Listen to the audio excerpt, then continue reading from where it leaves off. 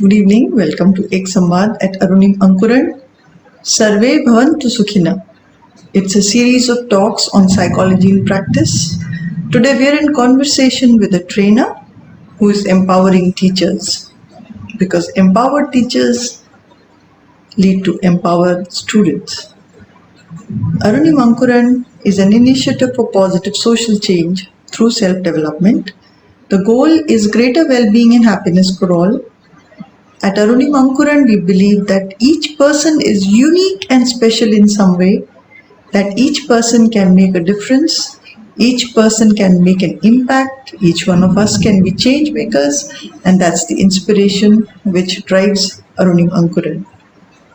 Sarve Bhavantu Sukhina. This is a new section of Ek Samvad at Arunim Ankuran, is an effort to share valuable inputs from various branches of psychology that could help and make a positive difference in everyday lives of people. Psychology is the study of the mind and behavior. As a student of psychology, I have often wished researchers and academicians could share inputs from their work and experience to help those outside the classroom or laboratory. So this series of talks is an initiative inspired by the idea of enhancing overall well-being and happiness for all through practicable lessons from psychologists from different branches, such as abnormal, clinical, cognitive, counseling, developmental, and so on. This is the beginning of a new journey. Thank you for being a part of it. Let's introduce our guest. Dr. Chandra is a highly accomplished trainer and faculty with rich experience at various educational levels, ranging from preschool to post-graduation level. Her vast experience in teacher education and exposure to different education systems in India and abroad make her an expert in the field of training teachers and empowering them. She is also a brilliant researcher. Her doctoral thesis is on the influence of self-perception, achievement motivation, altruism, and hardiness on the mental health of individuals in the age group of 18 to 20 years. She has also got a conference paper to her credit, Trends in Self-Complexity and Psychological Well-Being Among Female Students, a pilot study. And there's a manuscript under preparation, Altruism, Development and Standardization of a Tool to Measure Pro-Social Behavior Among Indian Students. So Arunim Ankuran is indeed grateful to Dr. Chandra for her time. The challenges faced by rural teachers translate to limited learning experiences for students in the schools. So there are dynamic trainers like Dr. Chandra who are taking the lead and trying to apply principles of psychology in training the teachers so that they are empowered and they can give the best to students.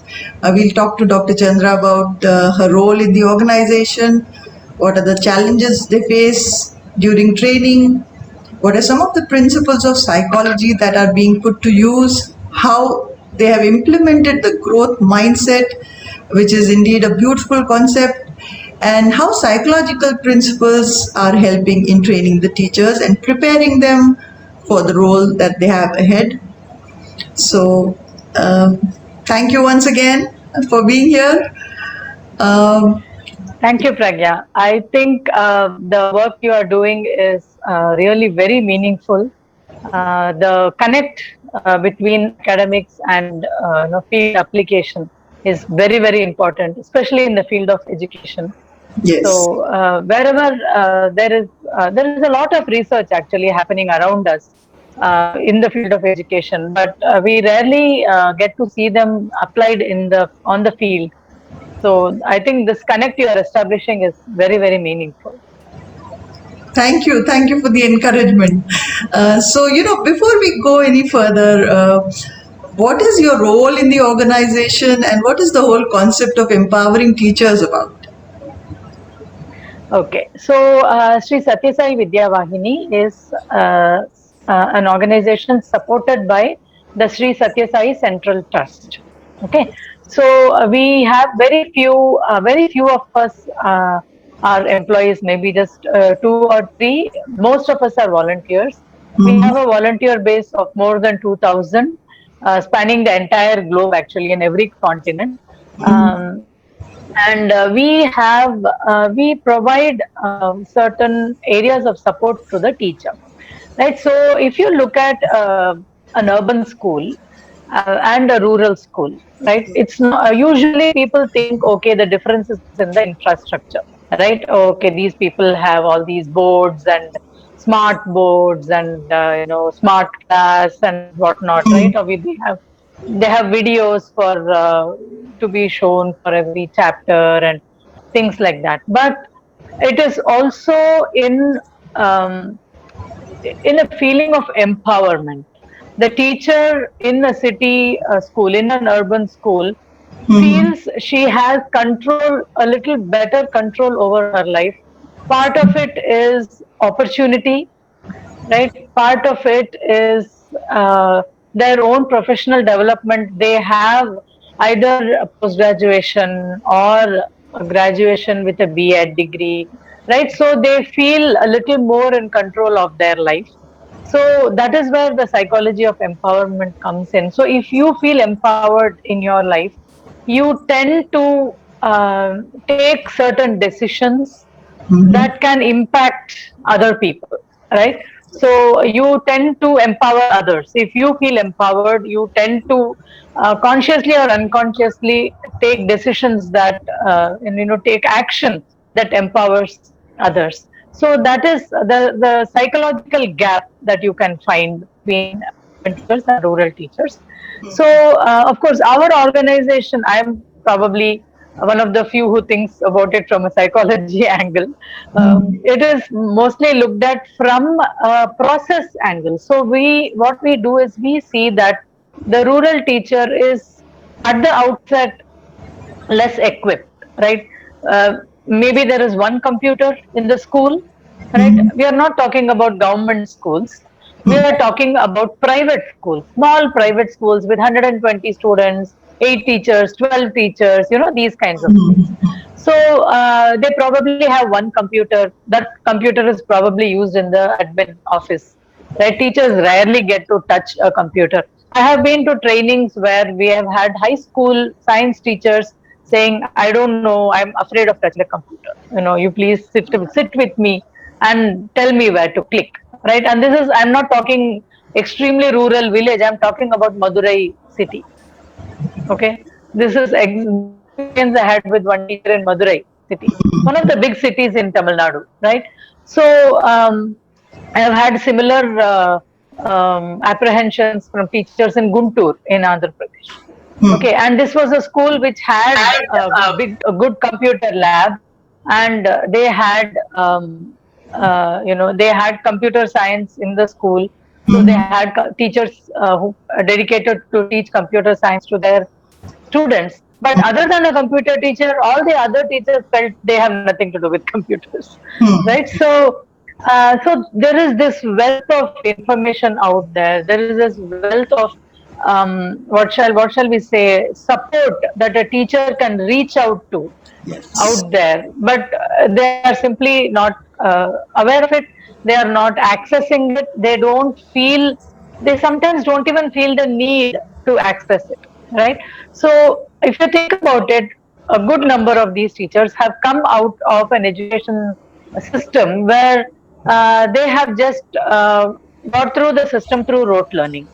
So one of our big first steps that as an organization we are trying to take is to bring learning out of the rote system, where you just teach Yes. something for the sake of teaching and then you spend months on what we call revision, which is just rote learning, right? So we try, that is one of our most important first steps. So in order to achieve that, we provide what we call content, which is basically teacher resource, which is lesson plans. Okay, for every chapter, we provide one master lesson plan covering an entire chapter. It could run across 2 or 3 periods. So, in a school, so it would be on the ground, it might be 3 periods or 4 periods, but we provide one master lesson plan. So, it contains every detail, every step on how to teach every concept. We apply our own pedagogy called the 7 asset methodology. So we Mhm. break down a classroom experience into 7 assets. So each asset focuses on one component of the lesson plan. So one could be focusing on explaining, one could be focusing on eliciting responses, one could be focusing on activity. So you can see how complex our methodology is. Our pedagogy is quite complicated. So to support this, we need a robust training program. So that is what we are building, and that is kind of my job to build this training program. So Mhm. it involves training content, it involves building a robust process for getting this content out there onto the field, and to build a team, to train the team, to empower the team, and to mentor the team, and in turn to create a team of mentors to mentor the teachers. So this is the little task that is in front That's of us. amazing. It's so amazing that you can be impacting teachers who will then pass on that positive Yes. influence which they receive. So this is absolutely amazing, wonderful. But I'm sure, Chandra, it comes with a lot of challenges. So what are some Yes. of the challenges that you'd like to talk about?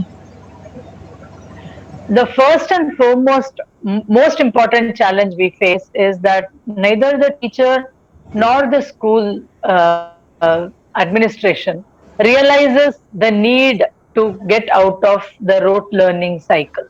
They are comfortable with it, they feel it is okay. They don't Hmm. realize that it is really snatching away years of potential learning from a child. They don't realize that we are making children with, as to quote Sir Ken Robinson, we take brilliant children and put them through hours of clerical work every day, and then we are surprised when they start fidgeting. I could never put it in a better way. Absolutely true. So we tried. So the first and foremost challenge we face is that they don't realize that they are limiting themselves and they are limiting students by sticking to this routine. So we try to approach it from different angles. We talk to them about classroom management. That is something they understand the importance of. Hmm. So we try to talk to them about that, and they also realize the importance of value education. So even our NEP, this current NEP has given one dedicated one entire section to talk about universal human values, which also match our organization's five basic human values, that is Satya, Dharma, Shanti, Prema, and Ahimsa. So these five values are also included in the current NEP, which is great for us. So it aligns with our program wonderfully. So we include one value asset, what we call one asset, in our seven assets pedagogy. So we include one value lesson, a tiny value lesson in every chapter, in every subject, that we empower the teacher. That is where the role of teaching comes in. This is not something where we say the teacher can stand aside and we will play the video and the child will understand from our video. It is not like that. We provide the support to the teacher, and we provide training to the teacher. We provide the teaching learning aids that the teacher can use at her discretion or his discretion to achieve the learning outcome that they are setting out to achieve. That is why for us, it becomes very important that the teachers and the administration realize the importance of deepening the learning process, making the learning process, the learning experience of the child more meaningful. Hmm. So Hmm. for that, we have set ourselves the objectives of making the learning process insightful, inspiring, enjoyable, and participative.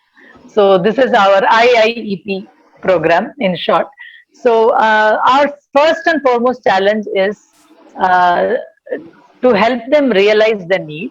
So one thing we do is we go from the angle of WIIFM, as you say in andragogy, that when you're teaching adults, you cannot teach like you teach children. Children Oh. will just learn anything. So adults will learn something only if they feel that there is something in it for them.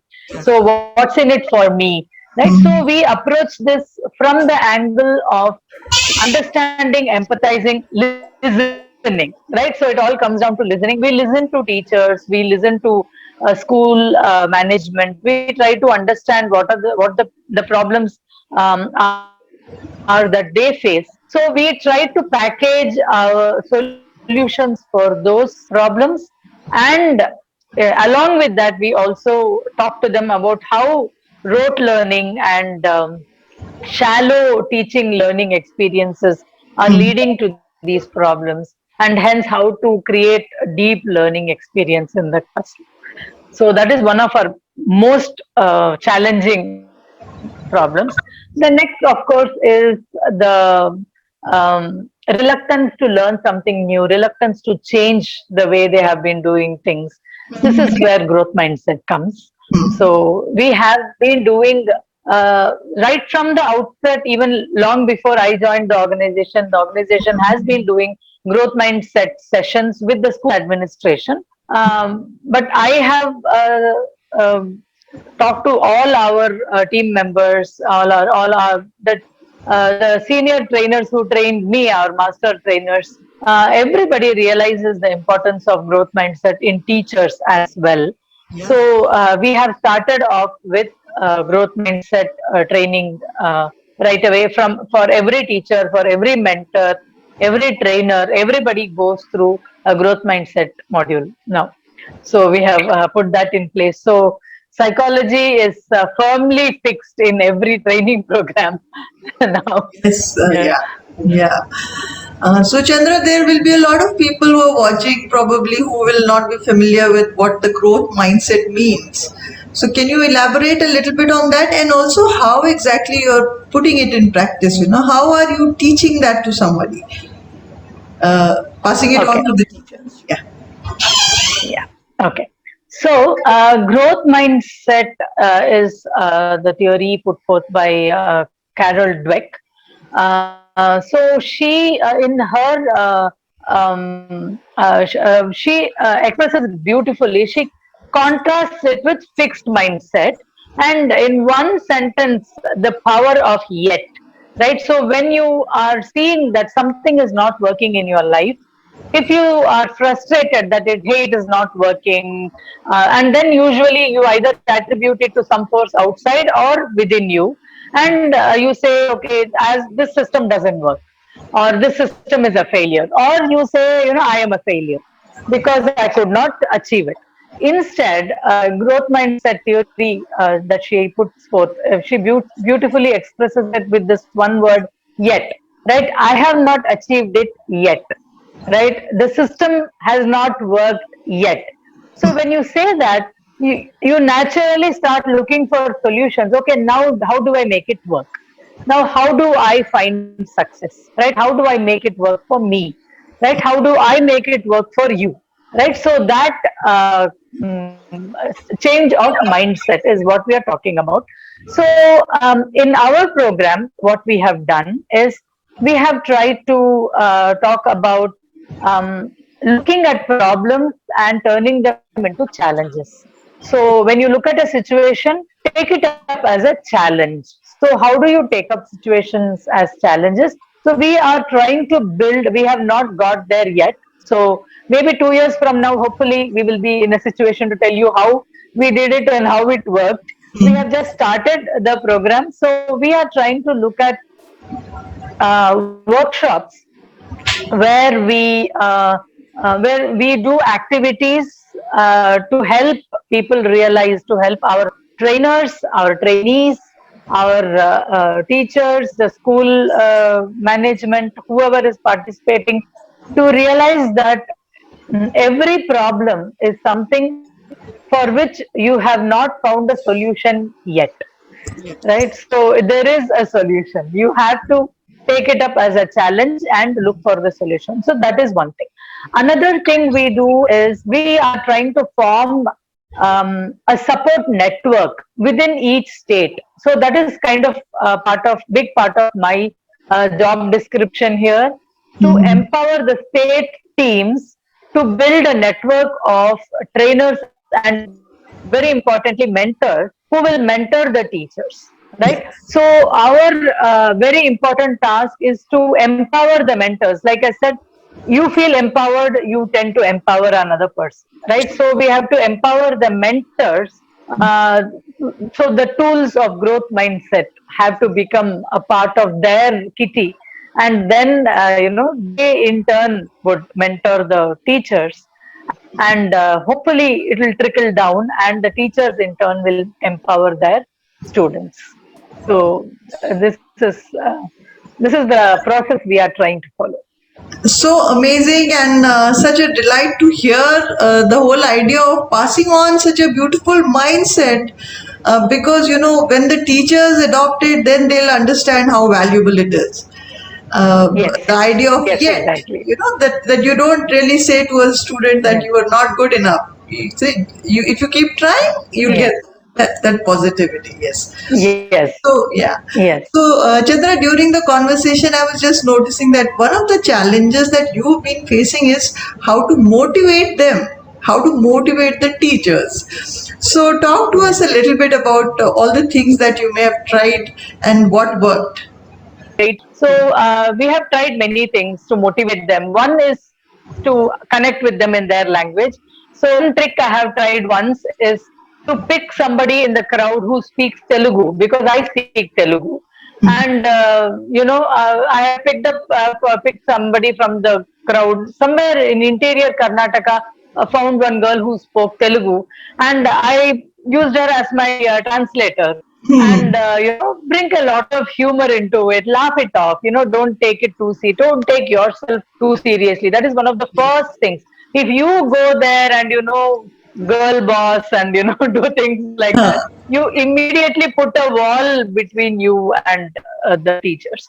So one of the very important, my favorite times when I go for training is the morning tea on day one, because that is when you get to mingle with everybody, right? So you talk to them, you laugh, you listen. So talk to them about their personal life. You don't start to talk to them about the school, the challenges, the children. You start talking about how do you get here, how do you commute, how far do you live, right? You listen to them, and then okay. So before getting to school, you have already worked for 6 hours, right? So immediately, they get that empathy. Okay, so they realize that we are also working hard. So those little kind of things. There are teachers who wake up at 3 in the morning because they have to get on the school bus at 6:30 in the morning. Okay, so it is really a very, very difficult, tough life they are leading. So listening to them, empathizing with them, and bring humor. Definitely, if anybody who's training teachers out there, my first and foremost idea is to definitely do an icebreaker. Never start a training program without an icebreaker. Whenever we have felt, oh, we don't have time, let us just go into the program, we have fallen flat on our faces. We have to do icebreaker. You have to break ice. You are somebody coming from outside, they don't know you, so they will not start listening to you until you break ice. And you, another very important thing is come down to the level, never use a dais, come to the floor. Okay, get on the floor with them. So language barriers, how another way I have broken the language barrier is I give them a chart and ask them to translate it into their language. Translation is the best way to understand. The best way to check whether people have understood is to translate, right? To get them to translate. So we would just think on our feet and figure out ways to, solve problems. And we would give them also very difficult challenges, without using a chart. Convert the classroom into a teaching aid. Use anything in the classroom other than a chart to use as a teaching aid. So The I have creative. seen teachers, Yeah. yes, so teachers write noun, pronoun, and sanya, sarvanam, and everything on the floor, and give words chits to people and ask them to go and stand there. And Oh. even there's a lot of creativity over there. It will surprise you. You would have thought, okay, if I do this, teachers might do this, they might do that. they will just take you by surprise with their creativity. There's a lot of potential there. It is up to us to bring it out. And that is how I think they will feel empowered when you show them that, we should not go there to show that we have a great idea. We should go there to show that you have great ideas. Yes. So You are full of wonderful ideas, and we just have to figure out ways to bring that out. I think that is one way to empower them yes. and to motivate them. Right? Once that the idea starts flowing, nobody can stop them after that. Then after that, motivation is not a problem at all. It was a big learning experience for me. I was still very new. It was just into my third year of training in Vidyavahini. That was an amazing experience. We had one, and this was the school in Madurai. This is a group of schools called Mahatma School. They do a lot of things that we have only read in research papers in education. Okay, so this school, they train. They are capable. Their teachers are capable of training teachers from other schools. Okay, their teachers, not even their their Leaders. management or somebody. Yeah, not even their leaders. And there are they have this nursery school teacher who can take training sessions for us on storytelling skills. Okay, we learned a lot about storytelling from her. That school, that is where I learned something wonderful, which I have been repeating like a parrot wherever I go. They do something called teaching in teams. Okay, so they form teams of teachers. Come to think of it, teaching is one of the rare professions where you don't work in teams. Why? Yeah. Right? Just why? Right? So, so this school, they form teams of teachers, and they work collaboratively. They share lesson plans, and they give suggestions to each other on lesson plans. So teachers should teach in teams. So, like you said, we went there and we learned so much from that school. That sounds amazing. That sounds amazing. I think this is a lesson that so many other educators would look at very excitedly. The idea of creating a team. And so, Chandra, Yes. like you've been talking about the content and exactly. So, any specific topics that for anybody who's listening in and is not really going to be able to join your programs, but for empowering oneself as a teacher, what are some of the skills or what are tools that you'd recommend in general? For a teacher. Yes. Okay. So I think the most important thing a teacher has to do is learn. Keep learning. Keep learning about your subject. There is whatever is your subject. Now that there are smartphones, there is the internet, there is Google. So learn a lot. There is YouTube. There are wonderful YouTube videos that teach every topic on earth, and actually beyond earth also. So Yes. those are these Yes. are wonderful YouTube videos that teach everything in a better way than you would have thought of. Teaching doesn't matter how many years of experience you have. There is somebody out there with a new idea which you can always learn from. Right? Yes. So keep learning. Very most important lesson for any teacher is keep learning. Second thing is to empathize with your students. Whole thing I have experienced across schools, across states. Teachers have told me, these children come from disadvantaged backgrounds. Their parents are uneducated. They come from these kind of homes where parents are either missing or they are drunk or things like that. So there is nothing much that can be done about these children. That really hurts. It really hurts you, when you hear things like this. These are the children who need the school. They don't have any other hope, right? So don't write off any child. It is probably in that dark home that there is a gem that there is a future president of India, future prime minister of India, a future, general of our army. There is a future scientist who is probably going to eradicate pandemics forever, right? Don't write off any child. Find what you can do for the child, and just again remember the word yet. This child has not discovered the joy of learning yet, right? So help the child discover the joy of learning. Put the child on the path to learning. Find Use all the resources that you can. uh, you know uh, Ask your friends, your husband's friends, your relatives to donate books. Bring those books to the child. Form an after school library where these children can hang on for another hour and read books. Help them to read. Open up the world of the printed word to this child. Right? Don't give up on any child. That one message I would definitely hope that whichever channel possible to take to every teacher who is willing to listen. Please do not write off any single child. You never know with what you are empowering. And what that little one one sentence that you might have, one kind sentence, one kind word, one act of kindness, of empathy, might change a child's life 180 degrees, right? So uh, right, so that would be my two most important takeaways. One is to you keep on learning, and another is to light that lamp of learning, that love for reading in that child.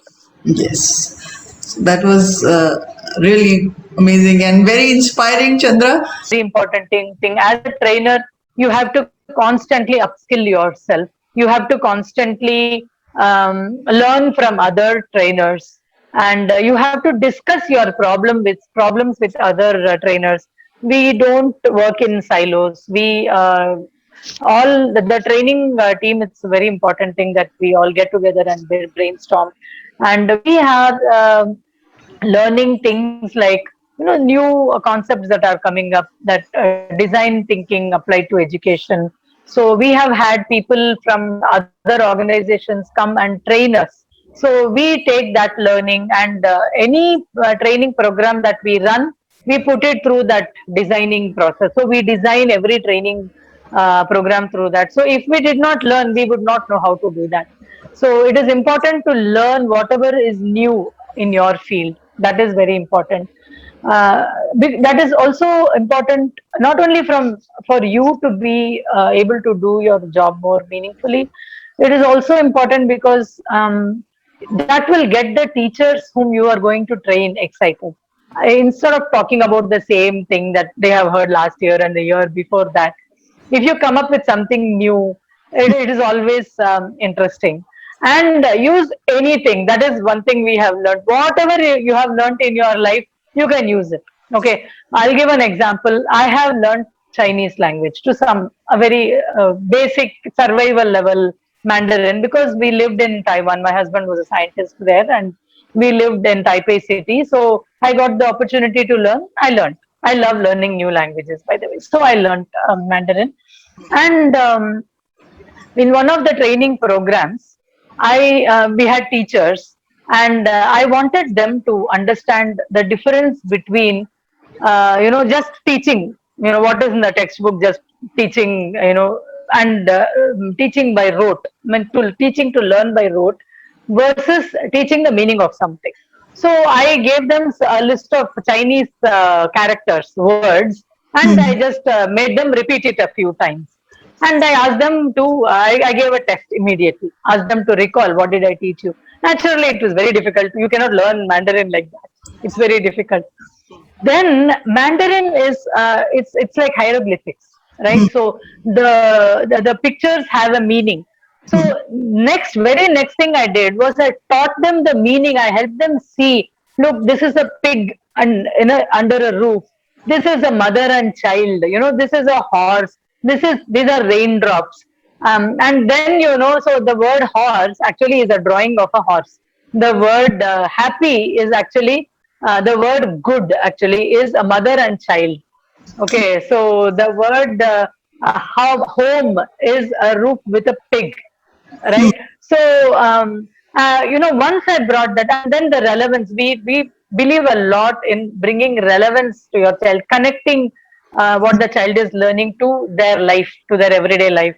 So I gave an example of that. See, just like cow is a very important part of our home, and in American families, a dog is a very important part of their family. Similarly, in the Chinese culture, having a pig meant your family will not starve through the winter, right? So a pig is a very important part of a family. So a home is a roof with a pig underneath. So when you bring that cultural relevance, the impact was so deep that even now when I meet any of them, they try to remember one of those Chinese words, and some of them they see me on one of these video calls and say, Chandra madam ni hao. So it has Yes. so it has had that kind of an impact. So use that, the lesson is use anything, right? Use anything you have learned, don't waste any learning. Okay, I might think, okay, I have learned Chinese, now I will never go back there, what am I going to use it for? But I was able to use it. So Yes. if you're good at music, bring in music, make the training enjoyable. Again, going Yes. back to our principles, right? Yes. Make it participative, make it enjoyable, right? So make them a part of the learning process, and always, most important thing, never talk at people, right? Talk to people and ensure that they interact. So if they don't interact, if they are just sitting there and looking at you, figure out what that problem is, and then and there solve it before you teach before you go on to your next slide. So a training program is not only about, you go through 20 slides in 4 hours and you're done, right? It is not that. We do take PowerPoint presentations because we want to give that professional look, that we come prepared. We are not just there, coming to talk to you, about something. So we come prepared. We come with things that they can do hands on. Always do hands on activities that energizes any training. So do origami. We have tried everything. We do origami. We do all kinds of treasure hunts. You will be surprised how 50-year-olds and 60-year-olds will run around a huge auditorium, Yes. looking for a synonym, or a meaning of a word, or a matching a rhyming word or something. It is just amazing how activities can liven up your training. Don't think, I have to be serious and I have to put something across. Even instead of trying to teach 5 concepts in 2 hours without them absorbing anything, do one activity for 1.5 hours or 2 hours, teach one concept, train them in one skill, break it down into knowledge, skill, and attitude. So first fix the attitude. Without that, nothing is going to work. So first make them receptive to you, and then use the most enjoyable method to bring the knowledge across to them, the knowledge aspect of it across to them, through a game or activity. And only for the skill part you become that professional and give them practice, because the skill part is not done unless you have given them practice. Unless they have tried it in front of you, there is zero chance that they are going to try it on their own. So build that confidence that they can do it. If you're teaching any skill, if you're upskilling teachers or anybody for that matter, the most important thing is to build that confidence that they can do it, that they will not cut a sorry face in front of their students, So right? true. Yeah. So build that confidence, and of course, one important thing we have learned over the years is give mentoring service. Do some kind of mentoring, handhold, create some WhatsApp group or something where they can come to you with their problems, right? So be reachable. So that is another very important lesson. So Chandra, you just said, the skills, upskilling. If any teachers are listening in, and I'm sure, I'm curious to know what are some of the skills that you would focus on if you were doing this. So just could you just enumerate a few for the benefit of teachers who may be listening in? I think the most challenging problem that really irritates and drains a teacher is classroom behavior issues. Take time in the beginning of the year to give some little task or something so that the student will have to come to you during the break or before school or after school. Find an opportunity to find out a little more about this child, right? So get to know your students first and foremost thing. Even if it is a class of 50, 60, it is possible. I have done it. I have had a class of 60, 75, okay, and I have managed to get to know my students. So there is a story behind every child, right? So the very fact that you are interested in hearing their story makes them interested in hearing whatever you are talking about, listening to you. So that is a very important thing. So listen to them, get to know your students. Another thing you do is bring humor into your classroom, laugh with them. Don't allow them to laugh at anybody, but uh, laugh Together. about situations, Hmm. right? Yes, laugh about situations. um, Anything can be something to laugh about, right? So it might be, you might be teaching and it is starting to rain, and you stop teaching and you just say 3, 2, 1. Okay, all of you look at the rain. I'll count 3, 2, 1 again. Then you can turn back and we can continue. That will just lighten the mood, Yes. because Yeah. you know that all of them are going to Anyway, turn looking. and look at you. Yeah, brilliant. Right? Yeah. So this you can do even with school and college students. That will simply lighten the mood. With younger children, every 10 minutes, you can have them stand up, hands down. You do 4 times hands up, hands down, and then mix it up. Then that is enough. Just that is enough. They will all start laughing, and so bring fun and humor into the learning process. What are some of the Okay. skills? What are some of the skills that you would suggest that teachers should brush up and try to inculcate to empower themselves and become better teachers? So first is listening. So talk to them about themselves. When you listen to them about their life, when you show an interest in them as an individual, you have already won them over. Right? Learn to bring humor into the classroom. Right? Make jokes and bring. And next one was for younger children. Bring some activity, some physical activity into your every period too. So the greatest challenge is classroom management. So bring these things. And also another thing that we do in Vidya Vahini is you connect what they are learning with their life, right? Yes, So if you're absolutely. teaching, yes, so that is another. So find out what are the things what examples you can give. Find out a little more about their life, how they live. So when you're talking about solar energy, right? So you can talk about how much the family must be paying as electricity bill, right? So if you are able to, transfer it. So these kind of things you can bring it, establish that connection with their life and make what they are learning more meaningful to them. That would be another thing. Again, I'm just picking up from what we are Yeah, yeah. doing, just uh, bits and pieces from here and there. And of course, prepare for every class. So that is not a skill, but that is a must. Never go into a class without preparing, right? So if you are unprepared, do something. Just do a revision of the some previous chapters or something. But try not to teach without preparation, because that is what gives you the confidence. Even if you have been teaching the same subject for 5 years, 8 years, 10 years, same chapters, these days that is difficult to happen because the government keeps changing the syllabus every 3 or 4 years.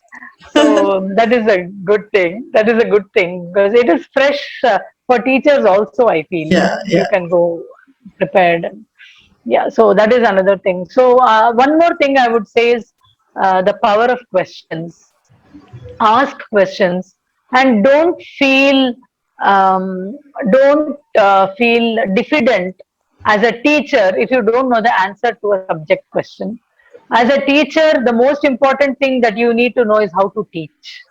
And the next most important thing you need to know is how to bring a love of learning, right? So if you don't know the answer to a subject based question, you can always encourage the child to find out and come back to you. It is okay. It is all right. Because, if the child asks a question which is not in the book and you did not prepare, it is all right. It is okay that if you didn't know the answer or if you have forgotten, right? Oh, yes, I know, I have read this somewhere, but I don't remember. Can you bring that? Let us read it tomorrow before assembly, right? Yes. I'll come 10 minutes early tomorrow. Can you bring that magazine where you found this? Let us read it together, or, something like that. Yeah. That would be a wonderful thing to do. So there is no need to sit on a high horse. You can just get down to their level and learn together with them. And that uh, the moment they see you as a partner, they are a lot more likely to learn from you. And the same thing applies when we go to train teachers, Yes. right? The same, similarly, when you are teaching, especially with higher classes, it is good to. And also, in every period, if you can set aside a few minutes for questions, um, I have read about this teacher online somewhere. We have not started doing this, but this is something I would like to incorporate somewhere at some time. This teacher, she says, she's a science teacher, and in some European country, I don't remember where I read this on Pinterest.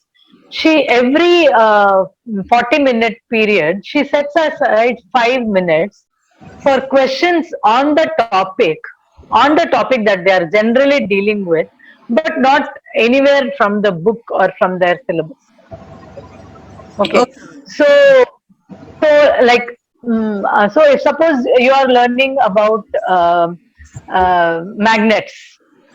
Okay. So, what if wood was magnetic, right? Right. So, what if we had magnetic power? What could we do? Something like that. So, what if questions on that topic, but completely crazy out of whack questions? What a wonderful way to develop creativity in children, right? yes. What a wonderful way to bring curiosity into their lives. It is just Amazing. so things like this. That is why you have to keep learning. You have to keep looking for ideas online. Pinterest is a good source. If you have a phone, smartphone, please download Pinterest app. It has wonderful, insights into learning. A lot of teachers share, and this is all not from any organization, not from trainers, right? Most of this is from teachers. Teachers have said, okay, I have tried this, it worked for me. If you want to try it, so or form a network of teachers in your own community and communicate with them, share ideas within your own school. You can form a community and share ideas. So I think teachers should definitely start forming teams and groups, and that should probably be another thing. That way, again, classroom management, you get a big advantage. If you have a difficult child and you are having difficulty dealing with the child, there is probably another class where this child doesn't move a muscle. Okay, that teacher has figured out how to handle this child. Yes. True. So, you can take some clues from that teacher. So, um, that Yes. way, again, this teaching in teams is probably another thing that every teacher should start looking at. This particular thing that you said, Chandra, I remember even back home, when we were in school, the teachers would often make the naughtiest student in the class the monitor. So, Yes, that was one way of yes, dealing with keeping this person quiet, and because he's in a leadership role, so he takes care of his own yes. behavior. Yeah. So Yes. thank you so much, Chandra, for being on Ek Sambad and sharing all your experience, such enriching ideas. And Arunima Ankur is grateful to you for your time. It was a pleasure talking to you. Thank you so much for coming here. Thank you. Thank you so much.